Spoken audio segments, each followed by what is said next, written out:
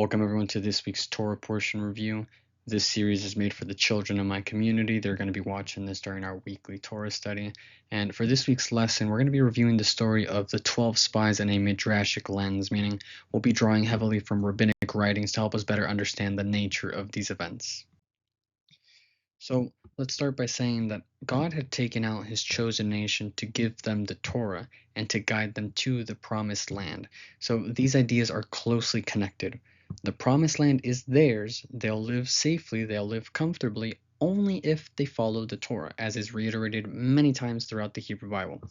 The Midrash says that they were very close to entering the promised land. Moses had announced that they would be there in just a few days. So a lot of them were extremely happy, they were extremely hyped, but at the same time, a lot of them were doubtful. They wondered, what if we can't overtake the land from the Canaanites? Remember, the land was called Canaan at the time. The Canaanites were living there.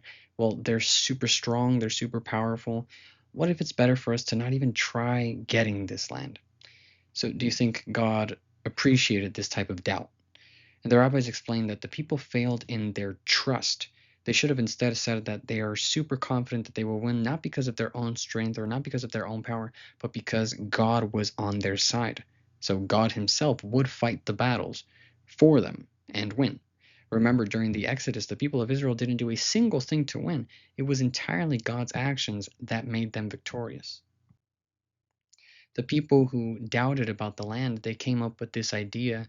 They said, well, what if we send spies to go investigate the land, right? So everybody went up to Moses with this exciting idea, and the rabbis explained that Moses was just taken aback, right? He was super surprised. He said, why do you guys need spies? God promised you this land. Remember, it's not Moses that's promising this land. God himself promised the land. But the people found so many excuses and they demanded, no, it's best for us to send spies. We need to know if we have a chance at winning. And this is where this week's Torah portion begins, where it says, the Midrash explains that God gave Moses permission to send some people on his behalf, meaning Moses' behalf. So God isn't sending the people for himself, but the spies are being sent for their own sake. The rabbis explained that God said, I don't like the plan, but if this is what they want to do, go for it. So 12 people were chosen to go, and this was 12 leaders, or one leader from each tribe. Now, the one tribe that didn't participate was the tribe of Levi. The tribe of Levi did not send anyone, and the Midrash gives two reasons. The first reason is, well, maybe it was because the tribe of Levi wasn't going to get a portion of the land. They only received specific cities. Or number two, they didn't send a spy because they trusted Hashem completely, and they also did not approve of this plan. And of these 12 leaders, I want you to remember these two names. The first one is Hoshea from the tribe of Ephraim, and the second is Caleb from the tribe of Judah. So Hoshea and Caleb are some of our stars for this week. Now, right before they get sent, Hoshea, of the two that I just told you to remember, Hoshea was renamed Yehoshua. Okay, so Moses had hoped that the spies would come back with a positive attitude that would motivate everyone. But as everyone was getting ready to be sent off, he became really worried. He was afraid that the spies would not come back with good news. So because of this, Moses changed Hoshea's name to Yehoshua, which in English is Joshua. And I'm sure you know Joshua as Moses' loyal, faithful student. Well, his original name was Hoshea, but now he was renamed to Yehoshua, Joshua. So what's the difference between these two names? If you know the Hebrew alphabet, you'll notice that Hoshea and Yehoshua has a yud added to the beginning of it. So the rabbis explained that Moses added a yud at the beginning of his name as a sign of protection, so that if the rest of the spies turned evil or came back with negative news, then Hoshea, who is now Joshua, he would not be affected, he would be protected. Now, their mission was to go explore the land of Canaan and to see what the land was like and what the people living there were like. So, are there a lot of people or are there only a little bit of people? Were they strong people? Were they weak people? Is the land itself good or bad? Do the cities have big walls or no walls at all? These were the types of questions that people wanted to know about, basically asking if all this trouble in the wilderness so far, was it worth going to this land? Do we actually have a chance at this? So the spies investigated, they explored the land for 40 days. You're going to want to remember that. They took 40 days to investigate the land. And they were surprised actually to see that Moses was right. This is a land flowing of milk and honey. This land was great. This land was superior. But the spies could not get past their one big fear. They said the people living there, they're just way too strong. The spies were afraid to start a war against the Canaanites because they might lose and be killed. Again, this line of thinking shows they did not have complete trust in Hashem. The other spies began to think of a way that they could stop the people of Israel from going into war. So quickly, Joshua scolded at them and told them that the true purpose of the trip was to go back to motivate the people to come into the land. Their job was not to go back and scare them. And Caleb, actually, from the tribe of Judah, he still didn't say anything at this point. The Midrash says he pretended to agree with the rest of the spies, but he was secretly plotting. Right? He was waiting for the right moment to speak up. Now, one task of their mission was to bring back fruits from the land. So they were supposed to show Israel how big and juicy these fruits were. And the Midrash says that the fruits were so huge that it took one man to carry one pomegranate, and then one man carried a fig, and then the other 8 people had to carry the grapes. But instead of taking back this fruit to tell people how awesome the land was, the spies planned to use these big fruits to scare the people into not wanting to go. So basically, they wanted to say that the land was not made for them. Look at these giant fruits. The land is made just only for the giants to live there. So Joshua and Caleb disagreed. I'm sure you've noticed, if we do the count, one man carried a pomegranate, another a fig, and then 8 of them carried the grapes. That's only 10.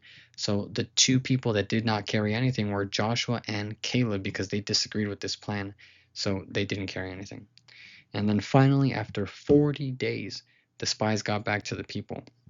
And really what they should have done was they should have gone up to Moses and Aaron, their leaders, to give them the report, but these spies had already had their plan. They wanted everyone to hear what they wanted to say, so they didn't just go to Moses and Aaron. They went up to the entire people. They called an assembly.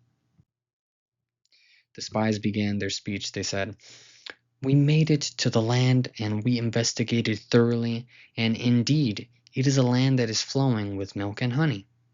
Oh, okay, so they started by telling the truth and everyone was already hooked in. They were listening. Then they pulled out their secret move and they pointed over to the fruit and they said, "You see this giant fruit? This is proof that the land is not made for us. It's only made for giants. Only giants can survive there." So they shared about how the cities were too strong and how the giants seemed too powerful. They told the entire nation that it would be impossible to conquer the land. So everybody went into a commotion. It caused such a huge panic in the people. And Moses tried calming them down, but well, obviously no one could hear him with all the commotion. The rabbis say the spies committed a huge sin by saying that the cities of the promised land were unconquerable. Again, this is showing a complete lack of trust in Hashem. And here, Caleb stood up amongst the crowd and he demanded silence. And everyone went quiet because this was one of the spies. So let's hear what more the spies have to say. Even the rest of the spies, they were like, "Shh, calm down, calm down." They wanted everybody to go silent because they thought that Caleb was going to add to the panic that they wanted. Caleb arose and said, Moses had been God's faithful servant, and that until that point, Moses hadn't failed at all. They came out of Egypt, they crossed the sea, they received the manna every single day. So if Moses says that God promised us this land, we should believe it and we should trust. Moses was really glad to have heard this because that means, hey, you know what, there's still hope. He urged all the people not to listen to this false report and to instead turn their panic into trust in Hashem. Unfortunately, the people fell for the bad report, and no one could stop them from panicking. The spies continued to incite fear about the size of the Nephilim These were the humongous giants, and the spies said that they felt like they were tiny grasshoppers compared to them. Now, the night when the spies gave their bad report was the 9th of Av. The Av is a Hebrew month, and it is the 5th month in the Hebrew calendar. It's Nisan, Iyar, Sivan, Tammuz, and Av. Now, on this day, the entire nation wept and cried all night, complaining that they wished they had never came out of Egypt. They all believed they should have just died in the wilderness. So the 9th of Av is important here. The Midrash, the rabbis identify this story as happening on the 9th of Av. This is important in the Hebrew or Jewish calendar, since the rabbi said that because of all the crying on this 9th of Av, God decided to give them a reason to cry. So later on in history, both the first and second temples were destroyed traditionally on the 9th of Av. So once again, God was very angry with the people, and Moses had to step in to ask for forgiveness on behalf of the entire nation. And this time God said he wouldn't let it slide like it was nothing. The entire people received a punishment. Because the men of this generation did not have faith in God, none of them will be able to enter the promised land. They were originally supposed to enter the land within the next 3 days, but now, because of this, they will have to wander in the desert for 40 years because of the 40 days that the spies spent investigating the land. And during those 40 years, every single man who reached the age of 60 died. And God announced, there's only one exception. Joshua and Caleb will be the only men who will be allowed to enter the promised land as a reward for saying good things and trying to help. And immediately God caused the 10 spies to die a painful death. Now, there is a midrash that I'm afraid of misquoting, but remember, what the spies did, the sin of the spies was lashon hara, was bad or evil tongue. They spoke bad about the land. They spoke bad in a way about God, saying that they're not going to be able to conquer the land. So as a punishment for that, one midrash says that the way that they died was that their tongues that they used to say bad things about the land, their tongue grew so big and it went all the way inside them until basically, I'm assuming, they suffocated and then they died a painful death. So with this story, it really sets the mood for the rest of the events in this book. What was originally supposed to be a pretty short stay in the desert, well, it turned into an entire generation of wandering in the wilderness because of the lack of faith and trust in Hashem. So the Midrashim help us understand these events better in analyzing why everyone reacted the way they did and what it means to truly have trust in Hashem as the ultimate guidance and the necessity to always have faith. So we'll continue with the next parsha next week. If you're watching this on Shabbat, Shabbat Shalom. If you're watching this throughout the week, Shavua Tov to all. Have a great week, everyone.